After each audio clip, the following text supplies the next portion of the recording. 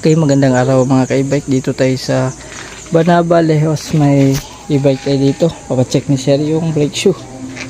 Tapos overall check up na rin. Tara, let's go. Mga ka-e-bike, yung bagong brake shoe natin. Kakabit na niya. Eto, nakagala at nakawala na naman ang ating technician gala. For today's video ay magre-repair tayo ng brake shoe dito sa Indang, Cavite. May repair tayo sa Silang. Diretso na lang tayo dito sa Indang.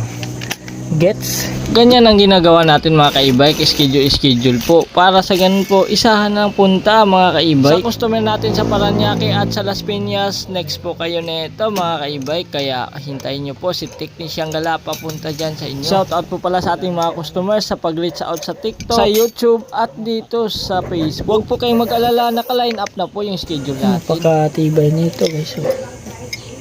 Pagkatapos nga po nating makita ang sira ay papalitan na natin ang bagong brake shoe. Siyempre ang ipapalit natin is matibay na. Para sa ganun ay mas matagal magamit. Balik na natin ang pinakagulong at matest drive na natin yan. Yan na yung brake shoe mga ka-e-bike. Nakakabit na natin. Ayan, pod yung brake shoe na naman. Yan. Wala na siyang parang yung bato sa loob. Ayan. Kabit na natin. So ang gagawin natin, sabi ng customer, wala ang customer dito eh. Pinaalam lang sa atin. So ito, check natin daw bawat isa yung yung battery. Yan, enter natin. Dapat nakakalas po lahat ng series wire niya.